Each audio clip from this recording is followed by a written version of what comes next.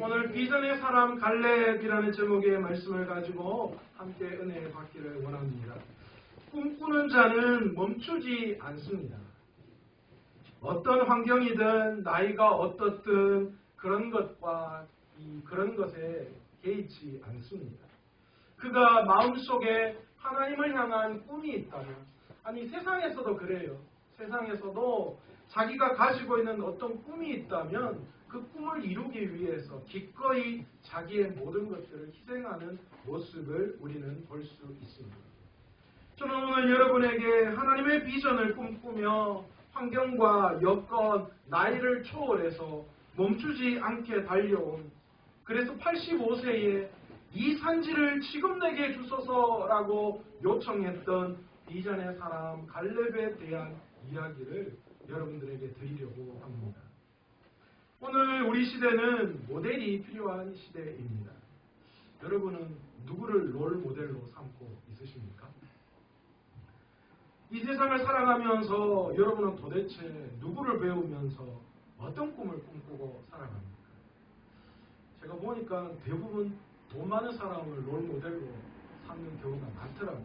아닌 척하는데 속으로는 다 저 사람 어째 돈 벌었는고, 저는 왜 돈 벌었는고, 그런 마음이 전부 다 있는 것 같아요.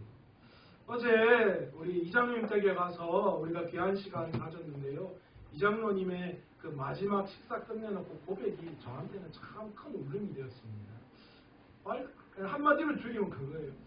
하나님께서 자기를 이렇게 성공하게 하신 게 하나님의 은혜였다. 내 능력과 내 힘이 아니라 하나님이 함께 하셔서 하나님이 이렇게 자기를 세우신 것이다 라고 그렇게 고백을 하시더라고요. 참 제가 얼마나 감사한지 몰라요. 여러분, 오늘날 이 시대를 살아가는 우리들이 성공에 대한 이야기를 너무 쉽게 합니다. 단순히 세상 속에서 물질과 권력을 가진 사람을 성공이라고 이야기하죠. 쉽게 이야기하면 그래요. 내 마음대로 세상 속에서 할 수 있는 그런 여러 가지 여건, 환경, 위치가 될 때 그걸 성공이다. 세상 사람들은 그렇게 이야기합니다. 그러나 수없이 많은 성공에 대한 책들도 거기에 대한 이야기를 해요. 성공이 뭐냐? 성공에 관한 책들 요즘 무수히 많이 터져 나오잖아요. 그런데 그거 이야기하면 전부 다 세상에서 어떻게 돈 벌고 처세술을 어떻게 하고 다 그런 거예요.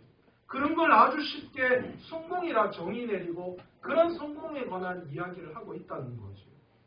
그런데 여러분, 우리가 꿈꾸는 성공은 이런 것이 아닌 줄로 믿습니다.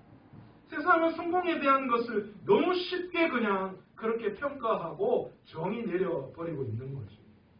저는 오늘 하나님이 주시는 꿈을 꾸며 진정한 성공을 이루어낸 사람으로 성경이 기록하고 있는 갈렙을 여러분과 저의 롤 모델 삼을 수 있었으면 좋겠습니다. 그는 세상을 복음으로 정복하기를 원했던 사람입니다. 그는 진정 성경적인 성공적인 삶이 무엇이다라는 것을 우리에게 가르쳐주는 귀중한 롤 모델이 되는 줄로 믿습니다.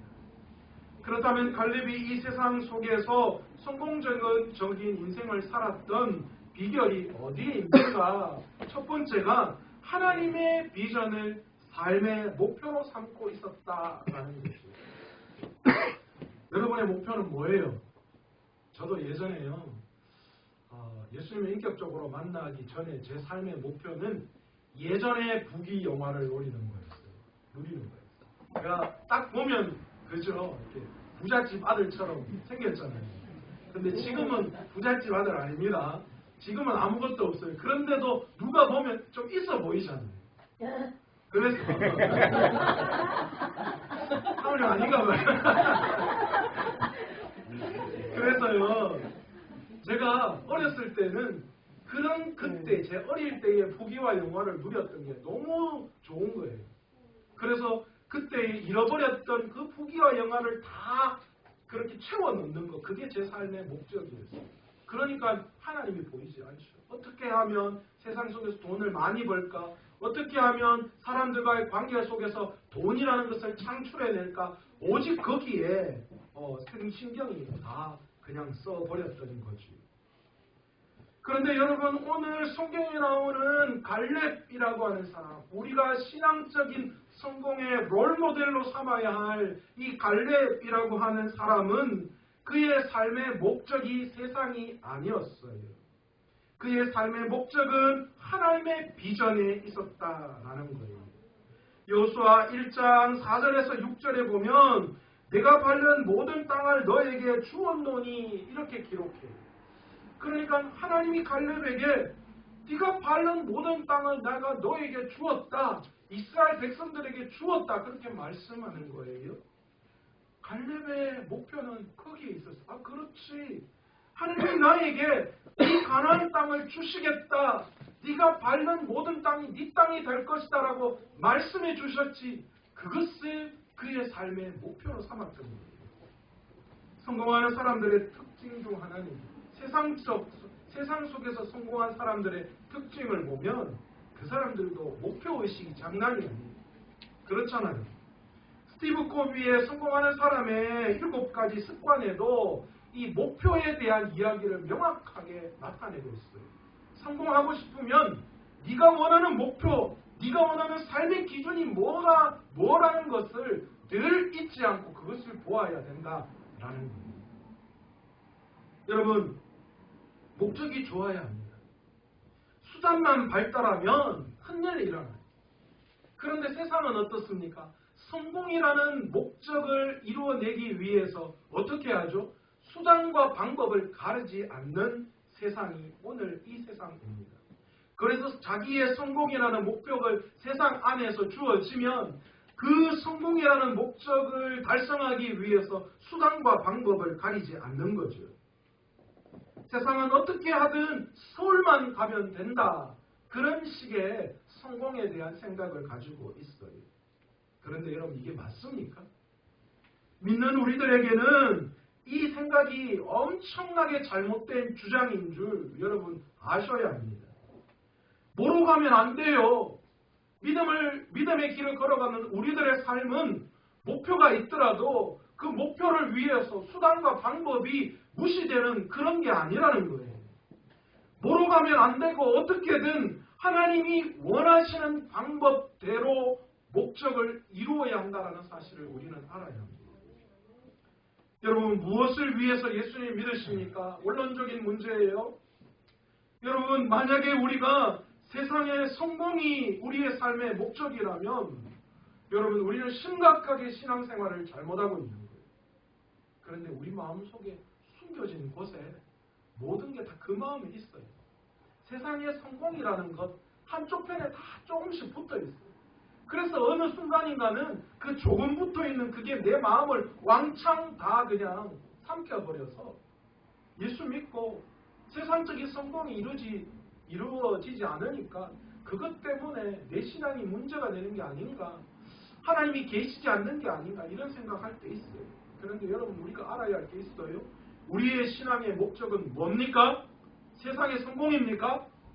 세상에서 돈 많이 벌고 건강하고 자식들 잘 되고 통장에 동그라미 수가 점점 증가하는 게 우리의 신앙의 목적입니까?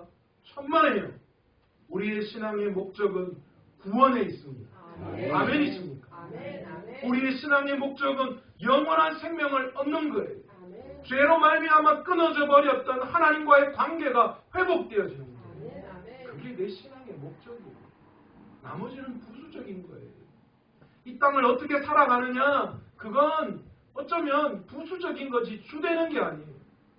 이 땅에서 하나님과의 아름다운 관계를 맺어가며 영원한 생명을 보장받는 것, 그것이 우리가 신앙생활하는 목적이에요. 여러분, 우리가 세상 속에서 실패하는 이유가 어디에 있는 줄 아세요? 내가 믿음대로 살아가는데 신앙생활에 실패하는 이유가 있습니다. 나와 하나님만 바라보면 절대 실패하지 않습니다. 그렇잖아요. 신앙생활 하면서요, 하나님하고 내하고만 다 보면 하나님이 주시는 그 은혜가 얼마나 큰지 깨달아요. 그래, 오늘도 살아가는 게 하나님의 은혜다. 오늘도 이 순간 하나님의 은혜 없이는 내가 살아가지 못하는구나.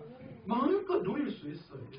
그런데 여러분, 이제 그 시선에서 하나님과 나와만, 하늘만 보는 게 아니라 내 시선을 좌우로 세상을 향하여 사람을 보고 환경을 보고 여러 가지 것들을 볼 때에 어떤 일이 일어납니까?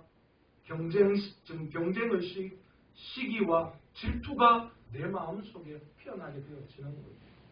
내하고 하나님과의 관계만 보면 전혀 상관없어요. 그런데 옆 사람 보니까 옆 사람도 신앙생활 한다는데 목사님, 옆 사람은 20평에 사는, 옆 사람은 30평에 사는데 나는 와 아직도 20평밖에 못 삽니까? 그게 보이는 거지. 아니 옆집 남편은 신앙생활 잘하고 우리 집 남편은 한 달에 200만 원, 옆집 남편은 500만 원. 뭡니까 하나님? 그런 생각 드는 거예요. 그러면 섭섭하게 되죠. 시기와 질투가 일어나죠. 경쟁의식이 발동되기 시작합니다. 그러면 어떤 게 생겨납니까? 수단과 방법을 가리지 않게 돼요. 어떻게든 그 사람처럼 되려고 해요. 그래서 기도도 하나님요! 옆집은 500만 원인데 나는 와 200만 원. 우리는 20평인데 왜 옆집은 30평입니까? 고함치고 소리치고 그렇게 기도해요. 여러분, 갈렙은 여호수아를 질투하지 않았어요. 대단하지 않습니까? 저는 제가 갈렙이었다면요, 여호수아를 엄청 질투했을 것 같아요. 사실 여러분, 이 가나안 땅을 정복한 이후에 이 모든 일련의 과정을 가만히 보면 저는 여호수아보다 갈렙의 믿음이 훨씬 더 큰 것 같아요. 그런데 하나님은 갈렙이 아니라 여호수아를 이 이스라엘 2대 그 리더로 세우신 거예요. 그리고 그에게 명령하신 거예요. 저 같으면 하나님 너무한 거 아닙니까? 믿음이 있어도 내가 봤을 때 여호수아보다 갈렙이 내가 훨씬 더 좋은데 오늘도 그렇잖아요. 이 산지를 내게 주소서라고 누가 이야기합니까? 믿음 없이 흔들리는 여호수아에게 이야기하는 거예요. 그런데도 불구하고 하나님은 여호수아를 쓰시죠.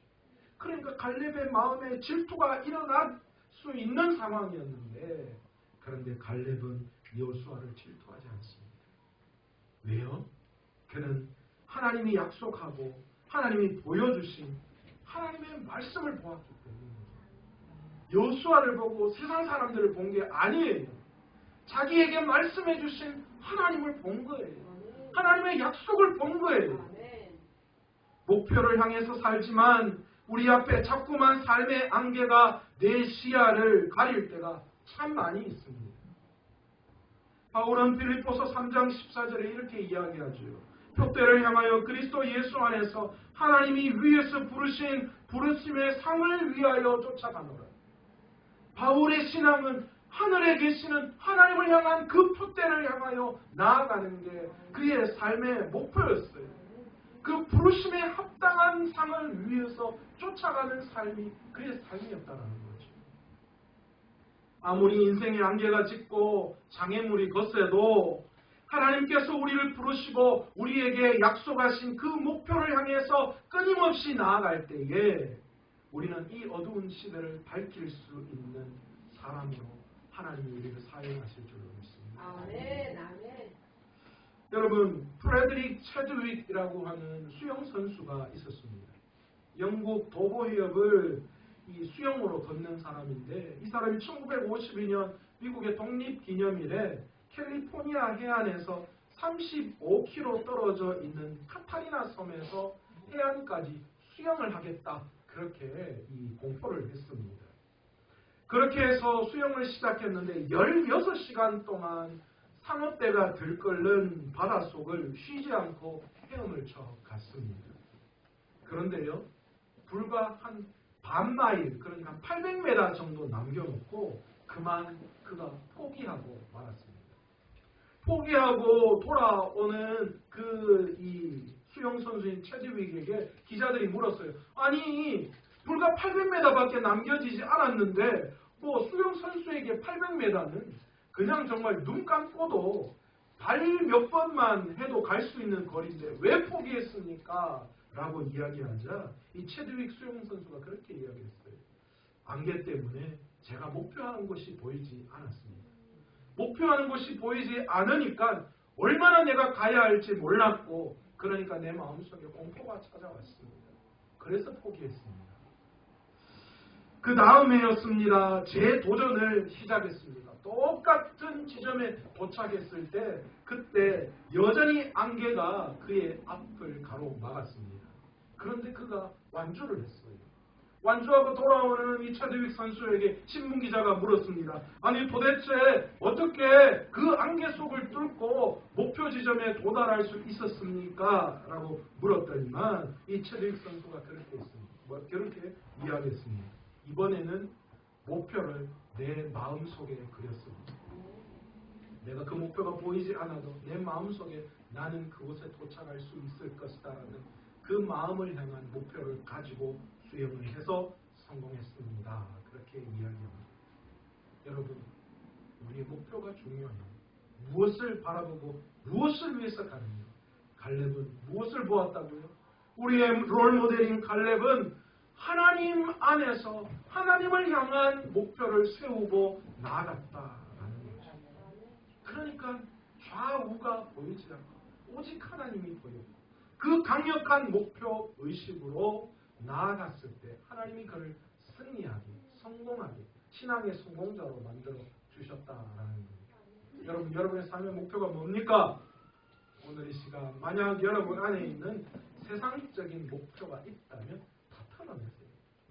그리고 하나님의 말씀 안에서 하나님이 주시는 목표, 비전, 꿈이 무엇인지 다시 한번 생각하시고 그 목표를 여러분의 삶의 최고의 목표에 두고 주님을 향하여 달려갈 수 있는 저와 여러분 되시기를 원합니다. 아멘. 두 번째 갈렙은 현실을 살고 있지만 현실의 삶을 넘어서 하나님이 행하실 미래를 보는 믿음이 있었기에 그를 신앙의 성공자라고 이야기할 수 있었다는 거예요.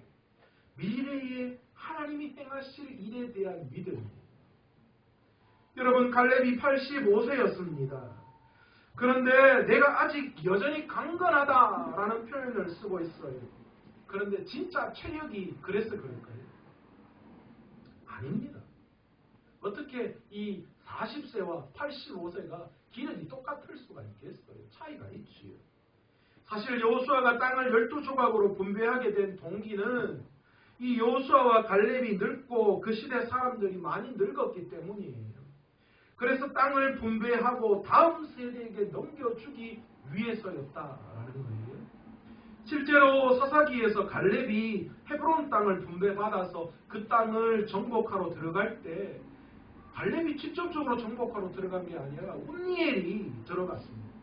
그러니까 이 상황을 볼 때에도 이 말은 이 갈렙의 자세에 있음을 우리는 알 수 있어요. 아직도 내가 85세인데도 정정하다라고 이야기했던 건 진짜 힘이 그랬던 것이 아니라 하나님을 향한 마음 자세가 그렇다라는 거예요. 제가 그런 의미에서 우리 장로님 너무너무 감사해요. 다 은퇴하셔야 될 그때인데 그래도 제가 장로님 요즘 은퇴가 어딨냐고 내가 우리 교회는 은퇴 없다고 내가 그랬더니 그래도 끝까지 제 말씀에 순종하시고 이렇게 귀한 자리를 지켜오시는 분이면 우리 장로님들이 꼭 갈렙 같은 믿음이 있으신 것 같아요. 여러분, 동안노안이라는 말 아시죠? 요즘 뭐 이게 되게 첨예의 관심사죠. 나이에 비해서 얼굴이 젊은 사람을 우리는 동안이다 그렇게 이야기합니다. 반대로 나이에 비해서 얼굴이 늙어 보이는 사람을 노안이다 그렇게 이야기합니다. 저는요 18살 때는 노안이었습니다. 18살 때는 저를 32로 보시더라고요. 그래서 노안이었습니다. 18살 때는. 그런데 요즘 제 얼굴은 동안입니다. 왜냐하면 어디 가서 저를 물으니까 32살이라고. 18살 이후로 제 얼굴이 똑같이 32로 유지하고 있어요. 앞으로 제가 봤을 때 뭐 50대 후반을 넘어가도 계속 32로 남아 있을 줄로 믿습니다. 뭐 이 웃음은 비웃음이 아니시죠? 그런데요, 이 말은 얼굴에만 해당하는 말이 결코 아니에요. 우리의 신앙에서도 마찬가지입니다. 우리의 신앙의 자세가 동안인 사람도 있고 노안인 사람도 있다는 거죠. 도전해보지도 않고 문제 앞에서 좌절하는 사람은 신앙의 노안인 사람입니다. 반대로 문제 앞에서 가능성을 생각하며 달려가는 사람은 기회를 잡는 사람, 이 사람은 바로 동안 신앙의 소유자입니다. 생각이 말을 낳고 말이 행동을 낳고 행동이 습관을 낳고 습관이 인격을 낳고 인격이 사람 삶을 낳는다라는 말이 있습니다. 세상 사람들은 현실만을 봅니다. 그래서 세상 사람들과 대화하기가 쉽지가 않죠. 여러분들 보셔요. 믿음 있는 사람들과 대화하는 거와 믿음 없는 사람들과 대화하면요 완전히 달라요. 최충수 선생님 그렇죠, 그죠? 교회에서 만나는 분과 대화하는 거하고 세상 나가서 이야기하는 분들과 완전히 대화하는 게 달라요. 어디 가서 여러분 천국 이야기해 보세요. 예수 안 믿는 사람한테 천국 죽고 난 다음에 세상이 있고 그러니까 이 땅에서 준비해야 돼. 이런 형이 뭐저라노? 죽으면 끝이지 그게 어딨노? 이렇게 대화 자체가 안 돼요. 그런데 여러분 그리스도 안에서 천국에 대한 이야기해 보세요. 그것보다 더 진지하게 될 때가 없어요. 왜 그렇습니까? 세상 사람들은 현실만을 보기 때문에. 우리는 현실만을 보는 게 아니죠. 우리는 미래를 봅니다. 다음 세대까지 보는 거예요. 우리는 하나님의 나라 천국에까지도 우리의 생각을 넓혀가고 있기 때문에. 그러나 세상 사람들은 지금밖에 못 봐요. 지금밖에. 믿음의 본질은 현실이 아니라 미래를 보는 거예요. 우리가 믿음이 있다라고 이야기하는 건 현실을 보는 게 아니라 미래를 본다라는 말이죠. 미래의 하나님의 약속을 보고 현실을 이겨내는 것이 믿음입니다. 믿음은 바라는 것들의 실상이요 보지 못하는 것들의 증거라고 말씀하잖아요. 그러니까 우리가 믿음이 있다라고 이야기하는 건 앞으로 하나님께서 내 삶을 통하여 역사해 주시고 하나님이 내 삶을 통하여 계획해 보신 그 계획을 이루어가는 것을 보는 그런 마음을 이야기하는 거예요. 여러분 제가 여러 번 언더우드의 기도에 대해서 언급한 적이 있습니다. 여러분 그런데 이 언더우드의 기도를 가만히 보면 어떻습니까? 조선 땅을 위해서 헌신을 다짐했을 때 그에게 보여진 조선 땅의 현실은 무엇이었습니까? 절망입니다. 고집스럽고 얼룩진 어둠뿐이다. 그렇게 현실을 이야기하고 있습니다. 하나님을 향한 비전을 가지고 조선이라는 곳에 당도했지만 언더우드에게 보여지는 것은 절망이었어요. 조선의 믿음의 앞날을 볼 수 없다. 그렇게 그의 기도에 이야기하고 있습니다. 그런데요, 그의 기도는 거기에 머무르지 않습니다. 하나님, 조선의 마음이 보이지 않습니다. 절망입니다. 어둡습니다. 그러나 언더우드의 기도는 바뀝니다. 어떻게 바뀝니까? 그러나 하나님, 앞으로 이 절망의 조선 땅을 하나님의 계획과 하나님의 역사하심 속에서 어떻게 바꾸어 나아가실지 조선의 미래를 보게 하시고 조선의 미래를 믿음으로 보게 해달라고 언더우드가 하나님 앞에 그렇게 기도하고 있는 거예요. 그 기도가 놀랍게 하나님 이 땅에 이루어졌잖아요. 믿음으로 그 절망의 땅을 봤지만 현실로 그 절망의 땅을 봤지만 그러나 언더우드가 믿음으로 이 한국의 이 조선의 미래를 봤을 때에 하나님은 이 땅을 이렇게 선교 130년 안에 놀랍게 축복해 주신 거예요. 역사적 기록이 없어요. 이런 경우가 한 나라가 절망에 있던 이 한 나라가 복음으로 130년 만에 이렇게 부강한 나라가 될 수 있는 케이스가 없다니까요. 유일한 나라라니까요. 왜 그랬을까요? 왜 이런 일이 일어났을까요? 한강의 기적 웃기지 마세요. 한강의 기적이 아니에요. 평양의 능력이었어요. 평양 대부흥운동의 능력. 복음이 이 땅에 와서 복음이 이 세상을 변화시킨 그 영향력이 이곳에 작용했기 때문에 무수히 많은 믿음의 씨앗들, 복음의 생명들이 이 땅에 심겨짐으로 말미암아 그들이 하나님의 계획을 보고 어두운 미래를 넘어서 앞으로 일어날 하나님의 계획을 보았기에 그들의 복음의 씨앗이 오늘 이 한국 땅, 오늘 우리의 믿음을 만들어 놓은 줄로 믿습니다. 갈렙은 어떤 말씀을 붙들었느냐? 오늘 본문 12절에 보시면 쫓아내리다 라는 그 말씀을 붙들었어요. 이 말은 미래에 대한 이야기입니다. 앞으로 하나님이 그 땅에 사는 사람들을 쫓아내실 것이다라는 믿음이에요. 미래를 보았어요. 현실을 넘어 미래를 보았던 거예요. 미래를 보고 지금 외치는 거예요. 하나님이 이 땅 사람들을 쫓아내실 것이다. 그러니까 이 땅을 내게 달라고 그렇게 외치는 거였어요. 놀랍지 않습니까? 여러분, 오늘 저와 여러분에게 닥쳐있는 현실이 무엇입니까? 무엇 때문에 여러분이 어려워하고 힘들어합니까? 무엇이 여러분의 길을 막고 있습니까? 여러분의 길을 막고 있는 그 무엇이 있다면 여러분 지금 현실을 볼 때가 아니에요. 지금 여러분이 처해 있는 그 현실을 보는 것이 아니라 미래를 봐야 합니다. 그 미래를 볼 때 하나님이 역사해 주시는 거예요. 그러니까 하나님이 함께해 주실 때에 우리가 승리할 수 있는 것입니다. 세 번째로 갈렙은 삶의 바른 기초가 단단하게 세워져 있었기 때문에 진정한 성공을 할 수 있었습니다. 그의 신앙의 성공은 삶의 바른 기초 위에 세워져 있었습니다. 여러분 12절에 보시면 여호와께서 혹시 나와 함께 하시면 내가 필경 여호와의 말씀대로 그들을 쫓아내리라 그렇게 말씀하시죠. 여러분 갈렙도 알았어요. 그를 기다리고 있는 것이 견고한 성이고 칼과 창을 가진 호전적인 민족이고 그들이 다 거인이라는 걸 알았어요. 가나안 그 거인 앞에서 자신들은 메뚜기와 같은 존재다라는 그의 고백이 사실은 실제였습니다. 현실이 그랬어요. 어쩌면 10명의 정탐꾼 그들의 고백이 정확했어요. 그들은 현실을 있는 그대로 말했지요. 그러나 여러분 그가 이 갈렙이 이 산지를 내게 주소서라고 말할 수 있었던 것은 하나님이 그와 함께 하신다는 사실 거기에 대한 믿음 때문이었습니다. 여러분 옛날 성경에는요 혹시라는 단어를 쓰고 있는데 이 혹시라는 단어가 이 불확실한 미래에 대한 것을 이야기하는 것이 아니에요.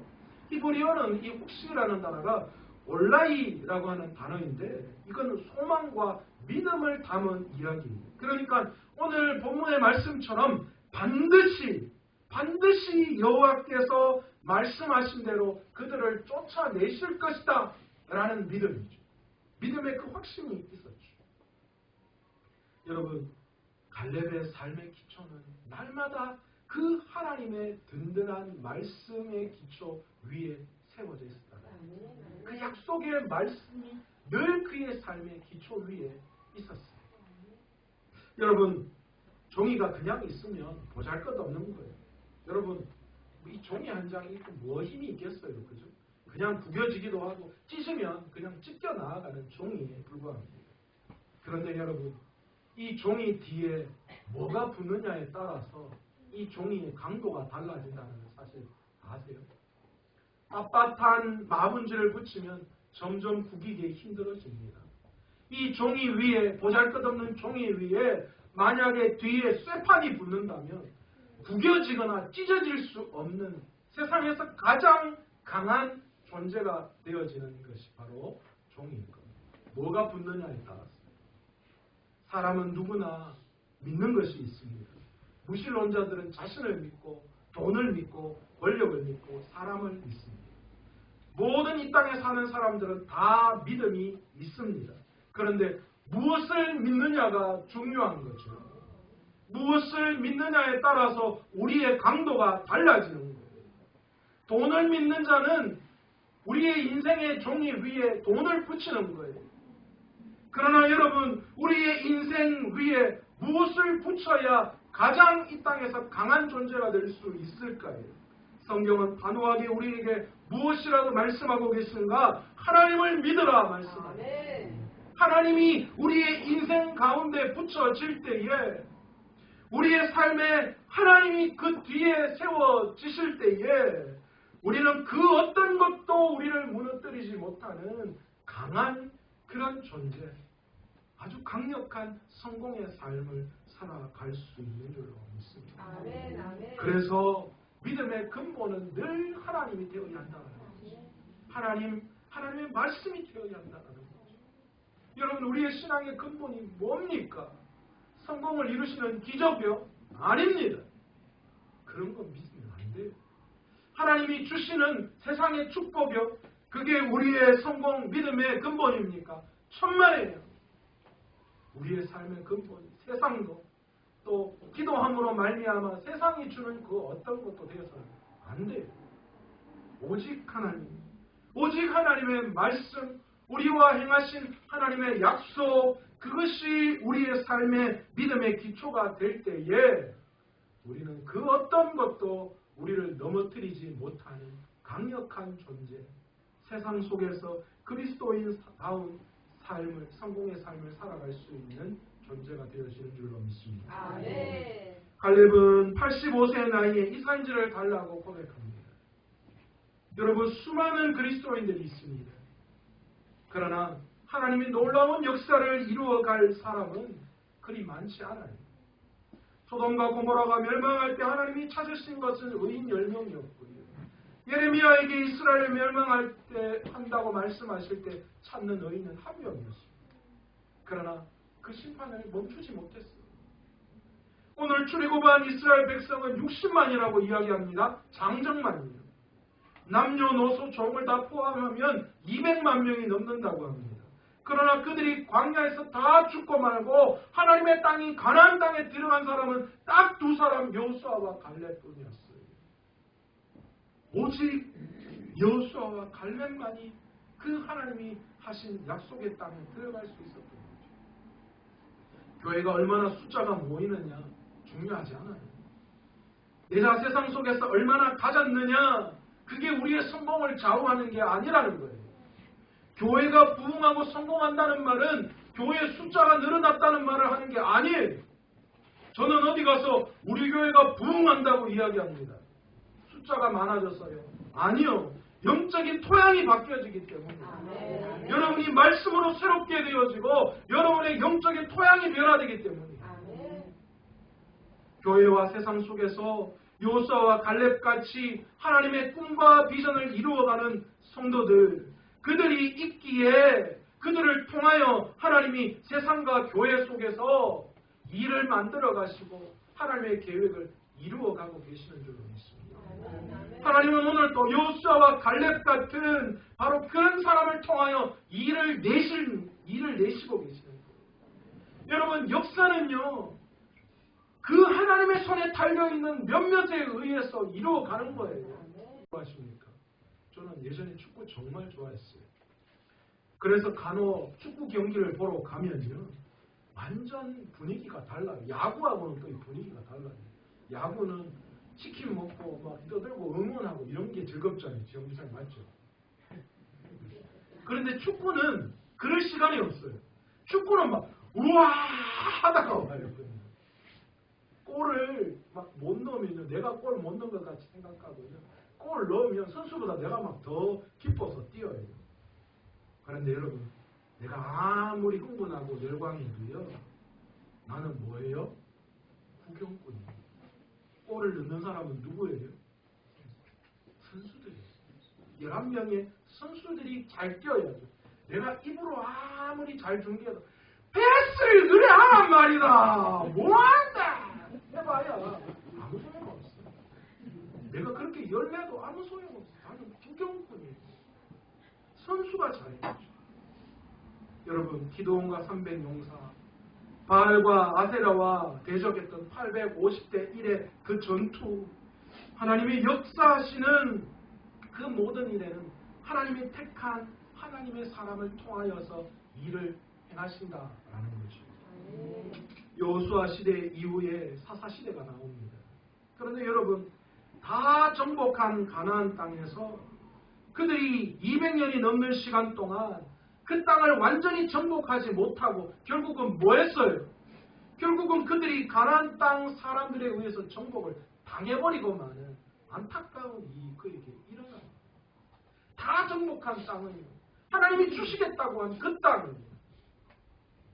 여러분, 하나님께서 여러분을 이 시대에 갈렙같이 부르신 줄로 믿습니다. 네. 저와 여러분이 하나님 앞에서 갈렙 같은 믿음의 마음을 가지고 하나님을 향한 목표를 가지고 세상을 향하여 나아갈 때에 우리가 이렇게 이 산지를 내게 달라고 외치는 우리의 그 믿음을 통하여 하나님이 역사하시는 줄로 믿습니다. 아멘, 아멘. 여러분 이 세대를 책임져야 합니다. 우리가 이 시대를 책임지고 우리 교회를 책임져야 합니다.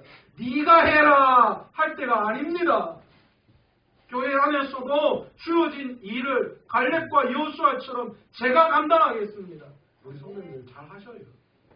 그런데 여러분 우리가 그런 믿음이 있어요.